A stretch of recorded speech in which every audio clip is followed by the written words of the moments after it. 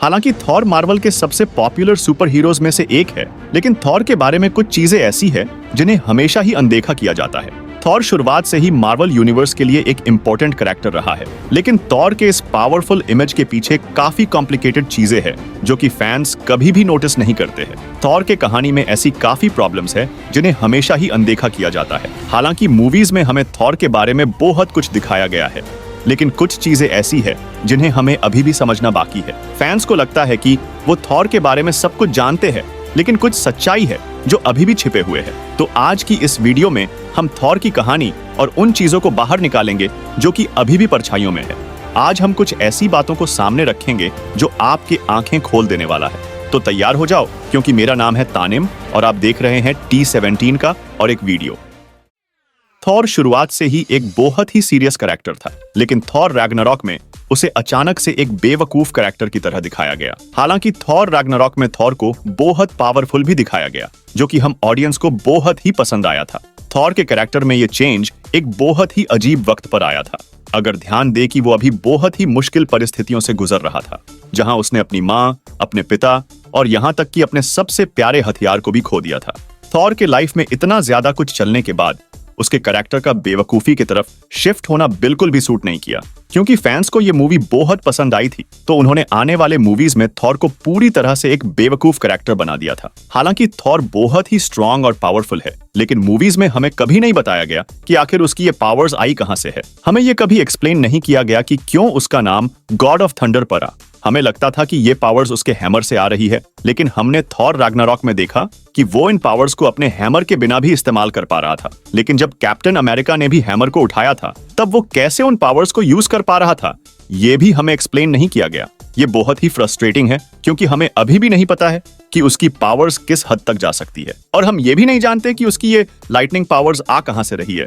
अगर आपको याद होगा तो थॉर के पास वॉरियर्स 3 नाम के ये 3 दोस्त थे, लेकिन जब ये तीनों मारे गए तब ऐसा लगा कि थॉर को कोई फर्क ही नहीं पड़ा। यहाँ तक कि थॉर लव एंड थंडर में लेडी सिफ, जो कि थॉर की सबसे अच्छी दोस्तों में से एक है, जब वो मर रही थी तब थॉर का बिहेवियर बहुत ही बेवकूफी भरा था, जिससे ये सीन एक अनफनी जोक बन के रह गया। और दूसरी तरफ मूवीज ने भी वॉरियर्स 3 को कभी मेंशन ही नहीं किया, जिससे ऐसा लगा कि थॉर को अपने दोस्तों की कोई फिक्र ही नहीं है। थॉर जिसे एक सीरियस कैरेक्टर होना चाहिए था, लेकिन उसे एक मजाकिया कैरेक्टर बना दिया गया, जिससे लोग अब उसे मजाक में लेते हैं। हालांकि कुछ जोक्स है जो कि फनी है, लेकिन इन जोक्स के वजह से हम भूल जाते हैं कि थॉर असल में कितना ज्यादा पावरफुल कैरेक्टर है। और थॉर लव एंड थंडर में इसे एक अलग ही लेवल में लेकर जाया गया।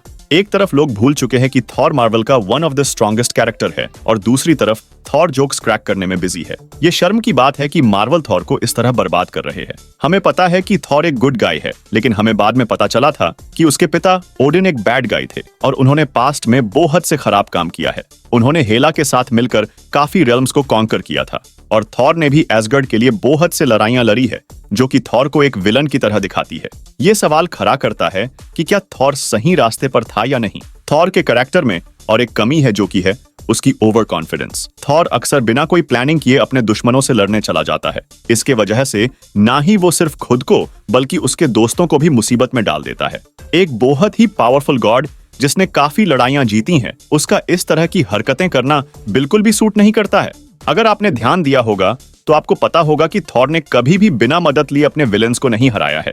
इतना पावरफुल होने का क्या फायदा जब आप अपने खुद के मूवीज के विलन को भी अकेले न हरा पाओ। और ऐसा लगता है कि वो चीजें खुद से हैंडल नहीं कर सकता, जो कि एक सुपर हीरो के तौर पर बहुत ही डिसअपॉइंटिंग है। माना कि थॉर के विलन्स बहुत ही पावरफुल है, लेकिन अगर थॉर को मार्वल का स्ट्रॉन्गेस्ट सुपर हीरो रहना है तो कम से कम उसे अपने एक विलन को तो अकेले हराना होगा। थॉर रैग्नारॉक के बाद हम थॉर को एक राजा की तरह देखने लगे थे, और हमें लगा था कि वो अपने एसगार्ड के लोगों को लीड करेगा। लेकिन एवेंजर्स एंड गेम में हमने देखा कि वो न्यू एसगार्ड और अपने लोगों को ऐसे ही छोड़कर गार्डियंस ऑफ द गैलेक्सी के साथ सहर करने निकल पड़ा था। इसके पहले के 5 साल तक थॉर भले ही डिप्रेशन में था, लेकिन अब जब थैनोस का भी खात्मा हो चुका था तो उसे अपने लोगों को लीड करना चाहिए था।